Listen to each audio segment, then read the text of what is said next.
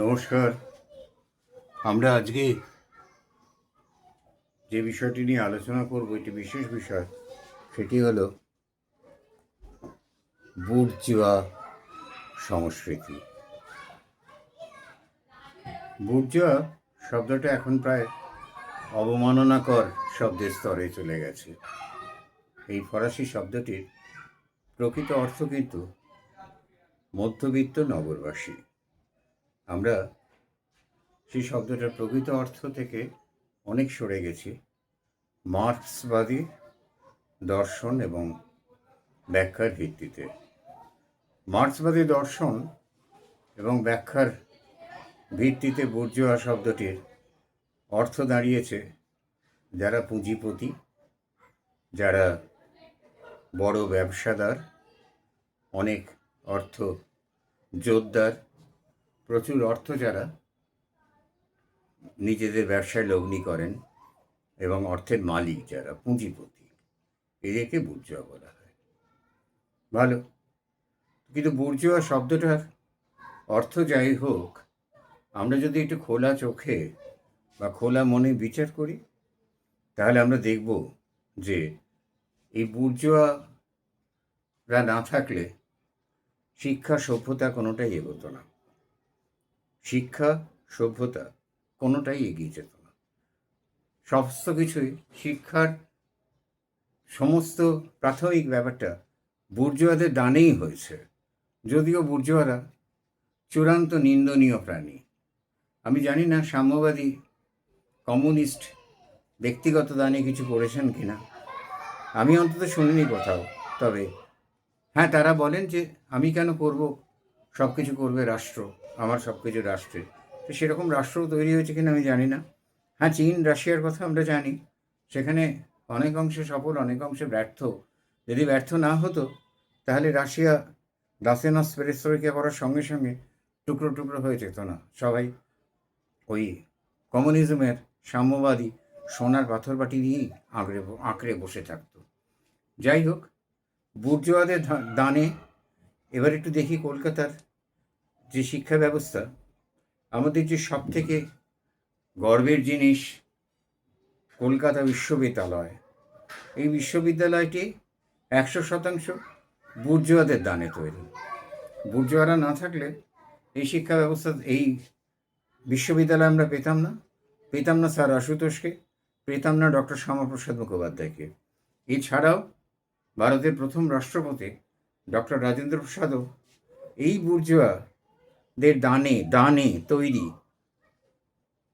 বিশ্ববিদ্যালয় থেকে সর্বোচ্চ সম্মান নিয়ে পাশ করেছিলেন। দ্বারভাঙা ভবন, ভিসি, প্রভিসি, রেজিস্ট্রার, অফিসিয়াল সমস্ত দ্বারভাঙাতেই হয়। ওই বিল্ডিংটাতে আমরা জানি। কলকাতার কলেজ স্ট্রিটে এই দ্বারভাঙার মহারাজা রামেশ্বর সিং বাহাদুর 1908 সালে বিশ্ববিদ্যালয়ের এবং গ্রন্থাগারের জন্য 2,25,000 টাকা, 1908 সালে 2,25,000 টাকার মূল্য কতখানি ছিল সেটা নিশ্চয়ই আপনারা বুঝতে পারছেন। ডেলহাউসি স্কোয়ারের দক্ষিণ পশ্চিম কোণে বিবাদীবাগের যে দ্বারভাঙা মহারাজের মূর্তি আছে, ওটি লক্ষ্মীশ্বর সিংয়ের, রামেশ্বর সিংয়ের নয়। তো এই রামেশ্বর সিং দান করেছিলেন এবং ভারত সরকারের তহবিল থেকে এবং মাধ্যমে এই ভবনের কিছু টাকা দেওয়া হয়, এই ভবনের কাজ তৈরি হয়, আর ভবন তৈরি হয় গোটাটা। আর দ্বারভাঙার মহারাজের দানেই সেনেট হাউসের জমিও কেনা হয় এবং সেনেট হল তৈরি করা হয়। সেনেট হল বিশ্বের একটা বিষয় ছিল। এরকম সেনেট হল, অনেক অত ছাত্র একসঙ্গে বসে পরীক্ষা দেওয়া, অদ্ভুত সুন্দর সাউন্ড সিস্টেম, সব দিক দিয়ে সেনেট হল একটা ঐতিহাসিক জিনিস ছিল। আমাদের মুখ্যমন্ত্রীর এই পশ্চিমবাংলার রূপকার তিনি বলা হয়। তিনি সেনেট হল ভেঙে শতবার্ষিকী ভবন তোলেন। দরকার ছিল না, তখন প্রচুর জমি ছিল চারপাশে, জমি পাওয়াই যেতে পারত। কিন্তু সেনেট হলের মতো অসাধারণ স্থাপত্য অনেকেই প্রতিবাদ জানিয়েছিলেন, অন্নদাশঙ্কর রায়ের মতো মানুষ প্রতিবাদ জানিয়েছিলেন, কিন্তু ফল কিছু হয়নি, সেনেট হল ভেঙে ফেলা হয়। সেনেট হলের একটা ছোট্ট রেপ্লিকা টেবিলের উপর ধরে যায় করা আছে ওই শতবার্ষিকী ভবনের 4 তলায়, গিয়ে দেখা যেতে পারে। দ্বারভাঙা বিল্ডিংয়ের পাশে শতবার্ষিকী ভবন হাস্যকর চেহারা নিয়ে দাঁড়িয়ে আছে। সে যাই হোক, আশুতোষ ভবন যেটা, স্যার আশুতোষের নামাঙ্কিত হওয়াই উচিত। আশুতোষ কলকাতা বিশ্ববিদ্যালয়ের প্রাণপুরুষ ছিলেন। এই আশুতোষ মুখার্জি, স্যার আশুতোষের নামে ভারত সরকারের সেনেট ভবনের দক্ষিণ দিকে মাধববাবুর বাজার বলে একটা বাজার ছিল। এই মাধববাবুর বাজার বৃহৎ স্বার্থে, দেশের স্বার্থে এই মাধববাবুর বাজার তৈরি অধিগ্রহণ করে নিয়ে সরকার এখানে সেনেট হাউস তৈরি করেন, আশুতোষ ভবন তৈরি করেন। এই জমিতেই 1926 সালে এই আশুতোষ ভবনটি তৈরি হয়।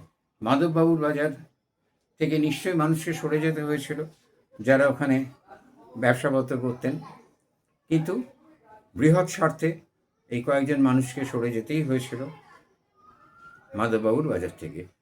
মাধববাবুর বাজার নিয়ে মামলা মোকদ্দমা করে বছর বছর উন্নয়ন আটকে রাখেনি কেউ। রাজাবাজার সায়েন্স কলেজ বিখ্যাত আইনজীবী, আমরা সকলেই নাম জানি, স্যার তারকনাথ পালিত এবং স্যার রাসবিহারী ঘোষের স্থাবর অস্থাবর সমস্ত সম্পত্তি, এরা বুর্জোয়া, ভয়ঙ্কর বুর্জোয়া। এরা প্রোলেটারিয়েট বা যারা লড়াই চাই করে না এরা, এবং এরা সাধারণ যে সমস্ত মানুষ, শ্রমজীবী মানুষের পাশে তো এরা নেই, এরা ভয়ঙ্কর বুর্জোয়া। তো এই দুই আইনজ্ঞই তাদের সমস্ত স্থাবর অস্থাবর জমি বেচে, স্যার তারকনাথ 15 লক্ষ টাকা টোটাল সম্পত্তির ভ্যালুয়েশন ছিল, আর স্যার রাসবিহারী ঘোষের টোটাল সম্পত্তির ভ্যালুয়েশন ছিল 10 লক্ষ টাকা। এরা এই টাকা দিয়ে বিশ্ববিদ্যালয়কে দান করে দেন নিঃশর্তভাবে। বিশ্ববিদ্যালয়কে দান করে দিয়ে সায়েন্স বিল্ডিং তৈরি হয়, রাজাবাজার সায়েন্স কলেজ। ওটি তৈরি না হলে এত জগদীশচন্দ্র বসু থেকে আরম্ভ করে এত বিজ্ঞানী বেরোতো না। পৃথিবীর যে সমস্ত শিক্ষা প্রতিষ্ঠানগুলোর নাম আন্তর্জাতিকভাবে লোকে জানে, আমাদের রাজাবাজার সায়েন্স কলেজ তার মধ্যে একটি। তবে হ্যাঁ, বুর্জোয়াদের দানে তৈরি, কোনো সর্বহারাদের দানে তৈরি নয়। আর এখানে যাদের শ্রমজীবী মানুষের পাশাপাশি দাঁড়ানো নেতারাও ছিলেন না।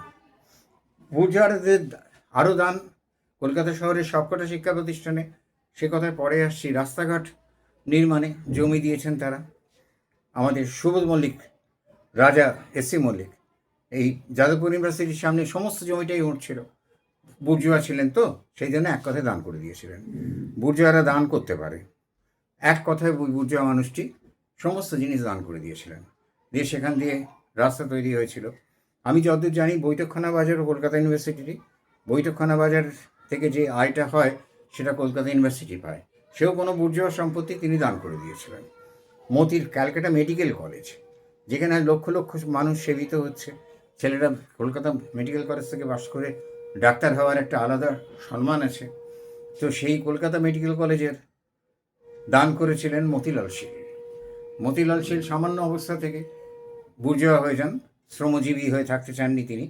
তিনি ব্যবসা বাণিজ্য করে বিশাল জায়গায় উঠেছিলেন, এবং মতিলাল শীল এই কলেজের মূল বিল্ডিং, জমি সব মতিলাল শীল দান করেছিলেন। বুর্জোয়া তো তাই দান করে দিয়েছিলেন, আঁকড়ে রাখেননি, পুঁজিপতি হননি। পুঁজিবাদী আঁকড়ে রাখা বুর্জোয়া না হননি, এটা দান করে দিয়েছিলেন। আচ্ছা, শ্রমজীবী মানুষ থেকে আরম্ভ করে সবাই এখানে চিকিৎসিত হবে। এখানে চিকিৎসিত হবার জন্য কোনো আলাদা বুর্জোয়া শ্রেণীর মানুষ হতে হবে না। তো মতিলাল শীল ফ্রি কলেজের কথা আমরা জানি, সেন্ট্রাল এভিনিউতে। এটি ওই বুর্জোয়া ভদ্রলোকটিরই দান, মতিলাল শীল ফ্রি কলেজ।